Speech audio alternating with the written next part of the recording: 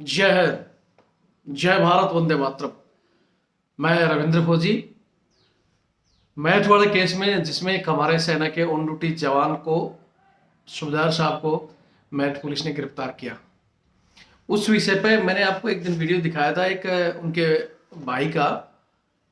उस दिन वो छोटा सा वीडियो मैं दिखा पाया था और मैंने बताया भी था कि इनका 18 मिनट का एक वीडियो आया हुआ है, जिसमें उन्होंने पूरी की पूरी घटना का जिक्र किया है, कैसे कैसे क्या क्या हुआ है और हम आगे क्या करेंगे, उन सब का डिटेल उन्होंने बहुत ही अच्छे ढंग से दिया है। इसलिए इस विषय वीडियो में मैं आज ज़्यादा कुछ नहीं कहूँगा। मैं चाहता हूँ कि उनका वीडियो देखें और इसको ज़्यादा से ज़्यादा शेयर करें। ऐसे घूम रही है साहब, और मुझे ये सब देख के ये लग रहा है कि हमारे यहां का जो पुलिस सिस्टम है वो प्रॉब्लम सॉल्वर नहीं है, वो प्रॉब्लम क्रिएटर है। वो किसी भी बात को ऐसे रबड़ की तरह खींचता। अब सबसे बड़ी बात यह है कि हम पुलिस की बेइज्जती भी नहीं कर सकते, क्योंकि हमारे खुद के घर के इतने बच्चे एसएचओ है, कोई बहू एक दरोगा है। अब हम कैसे गए, हम तो बहुत बुरी तरीके से फंस गए। बस यही चाह रहा हूं मैं, किसी भी तरीके से जल्दी ये झूठा केस वापिस हो और इन निर्दोषों को बाहर निकाला जाए। क्योंकि देखो, फौजी सम्मानीय आदमी है बेचारा, इकलौता लड़का है, किसान का इकलौता लड़का। समझ रहे आप मेरी बात? एक किसान का इकलौता बेटा फौज में, 24 साल की सर्विस में। आप उसका रिकॉर्ड मंगा के देखिए, अगर कहीं पे एक जगह पे लाल निशान बन जाए, और उसे घर में आने के बाद हमारी पुलिस अंदर घुसेड़ देती है, उसके रिश्तेदारों को घुसेड़ देती है। इससे भयानक केस मेरी निगाह में नहीं हो सकता। बस मेरी आपसे यही विनती है, हाथ जोड़ के विनती है कि भैया इस मामले को ऊपर तक पहुंचाओ, ताकि हमारे मुख्यमंत्री जी, हमारे प्रधानमंत्री जी, हमारे रक्षा मंत्री जी ये तो देखें कि भैया उनके फौजी बेटे के साथ में क्या हो रहा है। किसान तो परेशान हो रहे हैं। अब फौजियों को भी ऐसा परेशान करोगे तो भैया इतने अच्छे प्रधानमंत्री की तुम क्यों दुर्गति कर रहे हो, ये बताओ। मेरी समझ में बात नहीं आ रही। धन्यवाद। परेशान हो गया। मैं बोला मुझे ऐसी बात की तो उम्मीद नहीं थी जो ये मामला हो गया।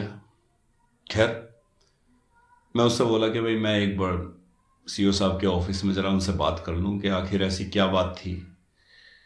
तो वहाँ से मैं मैडम पूनम सिरोही साहब का जो ऑफिस है, ये आपका गंगानगर में घुसते ही नाले के राइट हैंड साइड, उनके ऑफिस में पहुँचा, उनसे मुलाकात करी। वो बोली कि वो ऐसा है कि उसका जो है चालान कर दिया गया है और अब तो आपको कोर्ट से ही जो है जाके जमानत उसकी करनी पड़ेगी। मैं बोला मैडम ये तो बात कुछ ठीक है। बोले नहीं, मेरे हाथ में कुछ था नहीं तो मैं ज़रूर कर दी। मैं बोला ठीक है भाई। खैर साहब, हम कोर्ट में पहुँचे। कोर्ट में नज़ारा जो मैंने देखा, वो मुझे अपनी आंखों पे भरोसा ही नहीं हुआ। ये 7 लोगों को हथकड़ी लगा के वहाँ पे लाया गया और भारी दलबल उनके साथ में, जैसे एक बहुत बड़े टेररिस्ट होते हैं ना, उस तरीके से, और उनको सबको ऊपर जो है कोर्ट में पेश कर दिया। और जब सब खड़े हुए थे वहाँ पे, तो वकील लोग आने सब चालू हो गए जो हमारी तरफ के थे। उन्होंने आके जब देखा तो वो एकदम से पुलिस वालों पे नाराज हो गए। बोला तुमने ये वकील अंदर कैसे खड़ा कर रखा है? वकील को तुम अंदर खड़ा कर सकते हो? तुम्हारे दिन में 10 काम करता है, ये मुफ्त के काम करता है, ये अंदर कैसे खड़ा किया? बाहर निकालो इसको। अब ये साहब इन्होंने उसको बाहर निकाल के कुर्सी पे बिठा दिया। अब हमारे वकील साहब तो कुर्सी पे बैठ गए, बाकी अपने जूनियर कमीशन ऑफिसर, पीएससी के जवान और अपने पुलिस के जवान, ये सब कटघरे में ही खड़े रहे। तो यहां पे मैंने ये चीज भी बहुत अजीब देखी कोर्ट में, कि अपने बच्चे को आप बनाना तो वकील बनाओ। वकील की वाकई बड़ी इज्जत है भाई। उस दिन मुझे पता चला वाकई। खैर, और सारे के सारे वकील इस बात पर डट गए कि जी इसकी जमानत अभी करो। किसकी? जो वकील था। और जिन्होंने वकील की जमानत कर ली, बाकी लोगों को जो है जेल भेज दिया गया। अब जब जेल भेज दिया तो अब तो भाई हमने एफआईआर की कॉपी देखी। एफआईआर की कॉपी जब देखी तो उसमें 8-9 धाराएं लगा रखी हैं, 307 भी लगा रखी है। मैं बोला यार ये तो बड़ा मुश्किल है। फिर मैं वापस गांव में गया। वापस गांव में जाके और ये अपना राजीव कुमार जो है जूनियर कमीशन ऑफिसर, इसकी वाइफ से मिला, नीतू से, इसके बच्चों से मिला। और बच्चे इसके इंटेलिजेंट बच्चे हैं, मैंने उनसे बोला कि देखो बेटा, एक बात सुन लो, अब आपको सबूत जुटाने हैं। अगर तुम्हें सही सबूत मिल गए तो बहुत जल्दी ये बाहर आ जाएगा, नहीं तो बेटा ये बहुत लंबा रायता फैल गया है। तो ये बच्चे बोले कि नहीं ताऊ जी, आप चिंता मत करो, हम आपको ऐसे सबूत देंगे कि आप किसी के भी पास जाकर खड़े हो सकते हो, ऐसी बात नहीं है, कहीं पे भी जाकर खड़े हो सकते हो। मैं बोला ठीक है भाई। तो 2-3 दिन बाद में इन लोगों ने मुझे वीडियो वगैरह दी वहां की कंप्लीट, और मैंने इनसे बोला कि सच सच बात बताओ कि शुरुआत कहां से हुई। तो इन्होंने पूरा मामला मेरे पास में बताया, वीडियो भी देखी। फिर मैंने सबसे पहले तो रिपोर्ट उसकी यूनिट में करी, क्योंकि उसकी यूनिट वालों को बताना था। अब मेरे को यह भी पता नहीं था कि भाई किसको रिपोर्ट करना है, कैसे रिपोर्ट करना है। तो मैं एक सर्विसमैन लीग के ऑफिस में गया यहाँ पे, और वहां पे एक कर्नल ढाका साहब बैठते हैं, वो भी बेचारे जाट रेजिमेंट के ही हैं। मैं उनके पास गया, मगर साहब ऐसे ऐसे बात हो गई है। अच्छा, तुम ऐसा करो, जल्दी से उसकी वाइफ को बुलाओ, और कोई सबूत तुम्हारे पास है तो वो भी लेकर आओ। मैं ठीक है साहब। अब ढाका साहब ने अपने ऑफिस में बिठा के राजीव कुमार की पत्नी से सारा कुछ बयान लिए, जितने भी बयान थे। बच्चों से पूछा बेटे क्या क्या हुआ, बच्चों ने भी बताया। फिर उन्होंने वो वीडियो भी देखी, बोला गुड, ये अच्छी बात है, चलो। और उसके बाद में उन्होंने सीधा जाट सेंटर बरेली, उन्होंने जो है कमांडेंट के पास में फोन किया। अब जैसे ही जाट सेंटर बरेली को पता चला कि जी उनका जूनियर कमीशन्ड ऑफिसर जेल के अंदर है, तो फौरन उन्होंने सूबेदार मेजर को फोन किया। सूबेदार मेजर से बोला कि भाई जल्दी से जल्दी पता करो कि क्या घटना हुई है, क्यों जेल के अंदर पहुंचा, क्या बात है, पूरे मामला इकट्ठा करो। तो जो सूबेदार मेजर साहब थे, उन्होंने जो था काफी लोगों के पास फोन कर आके ये राजीव कुमार की पत्नी का फोन जो है मिल गया, उनका फोन नंबर, और उस पर फोन करा। अब फोन किया तो वो बेचारी यहीं पे थी। तो वो मेरे से बोली कि भाई साहब देखना, उनके एसएम साहब का फोन है। मैंने उनसे बात करी। एसएम साहब मेरे से बोले कि भाई आपने हमें तुरंत सूचना क्यों नहीं करी। तो मैं बोला मगर साहब ये तो आपकी गलती है, आपको सूचना नहीं हुई। बोले मेरी गलती कैसे? मैं बोला आपकी गलती ऐसे है कि भाई क्या आपने कभी लेडीज के दरबार में ये बात बोली है कि अगर आपका हस्बैंड किसी परिस्थिति में जेल में चला जाए तो आपको सबसे पहले क्या काम करना है? बोले जी सब जगह नंबर लिखे हुए। मैं बोला सब जगह नंबर लिखे हुए हैं, मानता हूं, लेकिन वो नंबर किसके फोन में होंगे? वो तो पति के फोन में होंगे, और पति हो गया जेल में, उसका फोन हो गया पुलिस वालों के पास में। तो पत्नी तो अनभिज्ञ है ना। मुझे सिर्फ ये बताओ कि क्या कभी आपने दरबार में इस बात का जिक्र किया कि अगर बाई द वे कभी आपका पति ऐसा हो कि पुलिस पकड़ के ले जाए और जेल में चला जाए तो तुम्हें किसको फोन करना है और क्या सूचना देनी है? बोले साहब वो तो मैंने नहीं किया। मगर तो आइंदा से ऐसा काम जरूर करो। क्या हमारी लेडीज को ये पता होना चाहिए, जितनी भी फौजियों की लेडीज हैं, कि अगर कभी ऐसी कंडीशन हो जाए तो तुरंत वो अपनी यूनिट के कमांडिंग ऑफिसर या सूबेदार मेजर के पास में फोन करे।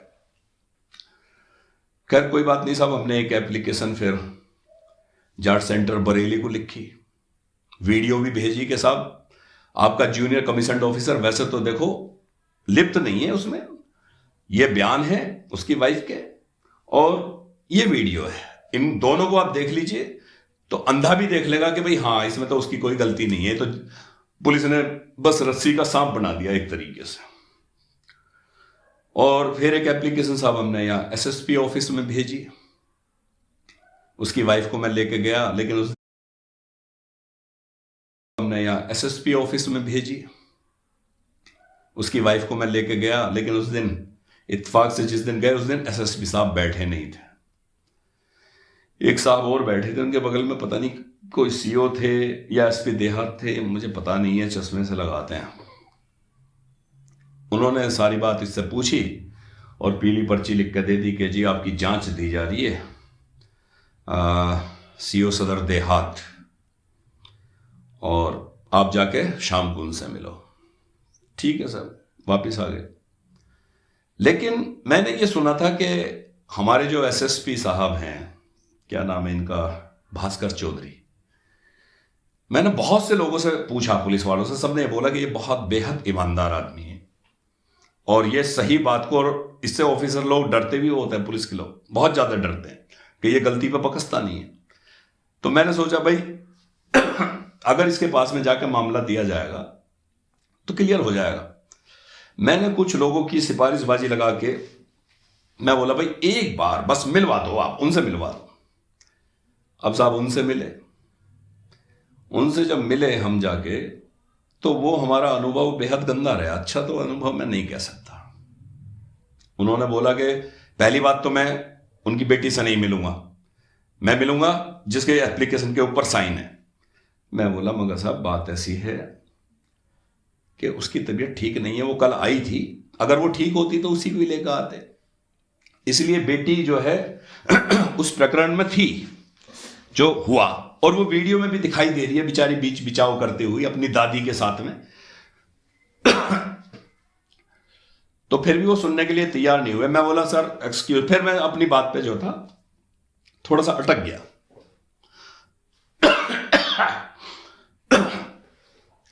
तो मैंने उनसे बोला कि साहब ऐसा है, पहली बात तो ये जो सूबेदार है वो जूनियर कमीशन्ड ऑफिसर है आर्मी का, और आप उसको गिरफ्तार नहीं कर सकते क्योंकि वो आर्मी एक्ट के अंडर में आता है।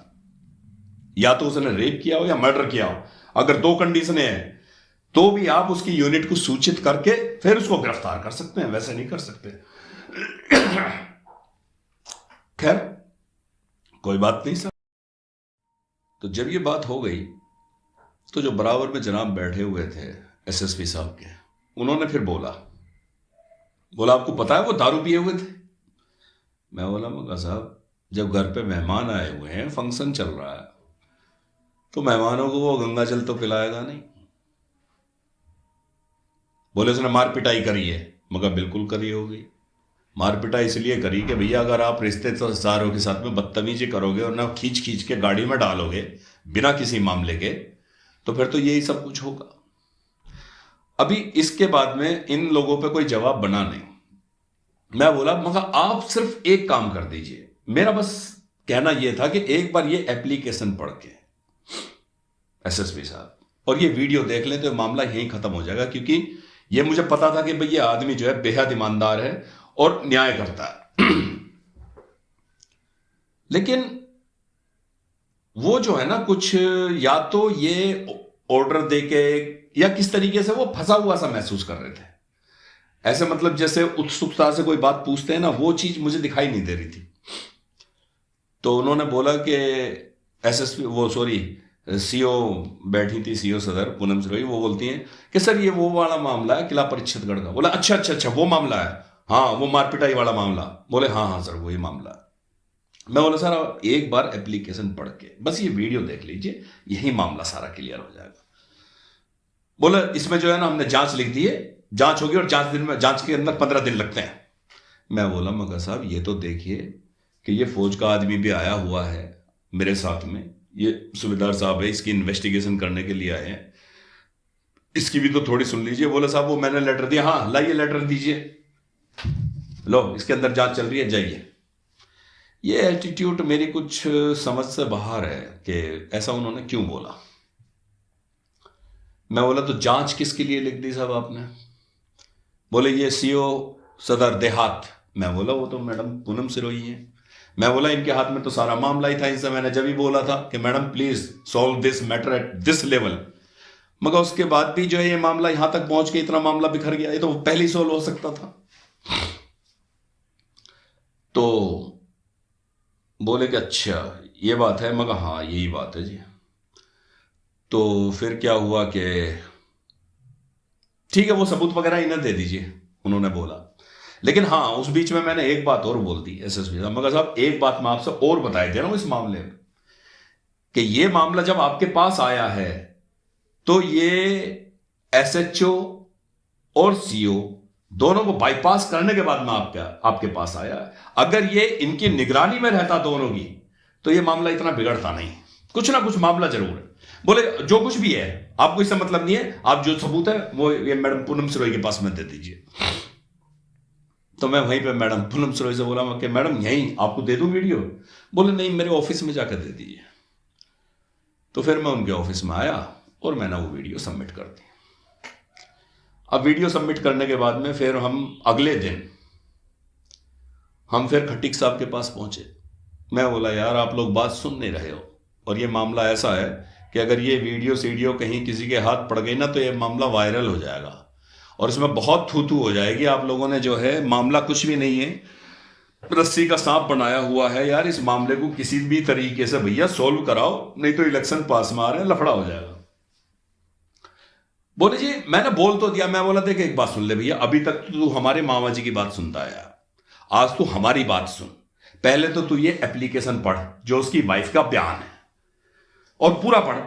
तुम नहीं पढ़ सकते तो मैं पढ़ता हूं पूरे जोर जोर से। अब वहां पे तकरीबन 30-35 लोग बैठे हुए थे, कुछ ज्यादातर इसी केस से संबंधित थे, क्योंकि मामले में 7 लोग अंदर, अब 7 लोगों के रिश्तेदार समझ लो कितने होते, पूरा हॉल भरा हुआ था। उसने पूरी एप्लीकेशन पढ़ी। तो जब वो एप्लीकेशन साहब उन्होंने पढ़ ली, फिर मैंने उनको जो है वीडियो दिखाई। मैं बोला फिर तसल्ली से ही वीडियो देखो। अब ये बताइए कितना सा मामला है ये, आप सीधे जाके अब बात कीजिए मैडम पूनम सिरोही से। उसने साहब मैडम पूनम सिरोही से बात की। अब देखिए जो विधायक होता है, विधायक तो इसीलिए होता है कि जो जनता की प्रॉब्लम और प्रशासन के बीच में एक कड़ी है, ये उस मामले को सुलझाने के लिए होता है। अगर वो सुलझ जाए तो ये भी खुश और ये भी खुश, किसी के भी साथ में ऐसा अत्याचार नहीं होना चाहिए। अब नेचुरल सी बात है भैया, उसको भी वोट लेनी है, इनकी सही बात सुनेगा तो ठीक है, नहीं सुनेगा तो कल उस बेचारे को वोट कौन देगा कि भैया तो हमारे काम ही नहीं आता। और या तो उल्टा मामला भी नहीं है, या तो बिल्कुल एकदम सही मामला है। ऐसा मामला, इतना संगीन मामला कि एक फौज के सूबेदार, उसके 2 बहनोई, उसके रिश्तेदार पूरे जेल के अंदर हैं पिछले 8 दिन से, और किसी के कान पे कोई जू नहीं रह गई है। अब साहब उन्होंने हमारे ही सामने जो था मैडम पूनम सिरोही के पास में फोन किया, स्पीकर ऑन था। वो बोले जी उस केस में क्या हुआ, वो जो खटकी वाला केस चल रहा है। बोले जी उस पर जो है, हाँ वो एसएसपी साहब के पास में गए थे, उसके बारे में जांच वगैरह चल रही है। बोले मैडम जांच वगैरह क्या चल रही है, इस मामले को जल्दी से जल्दी खत्म करो, इस मामले में कुछ भी नहीं है। या तो आप एक काम करो, इन्होंने तो अपने बयान भी दे दिए हमारे पास में और ये वीडियो भी दे दी है, हमारी समझ में आती है इनकी बात। या तो तुम भी अपनी वीडियो दे दो, आप मेरे को वो वीडियो तो दे दो कि किसकी वर्दी फाड़ी है, किस पे पिटाई करी है, कैसे पिटाई करी है, कौन से धारदार हथियार से हमला करा है। अब इनकी जो मैं वीडियो देख रहा हूं उसमें तो सबके सब ऐसे वो लिए खड़े, पुलिस वाले भी लिए खड़े हैं ऐसे। तो कम से कम वो पूरी कहानी भेजो तो सही कि आखिर में ऐसा क्या मामला हो गया कि जो इतने संगीन संगीन धाराएं इनके ऊपर लगा दी है। कहीं ऐसा ना हो कि बाद में जो है ये मामला वायरल हो जाए और हमारी ऐसी की तैसी हो जाए।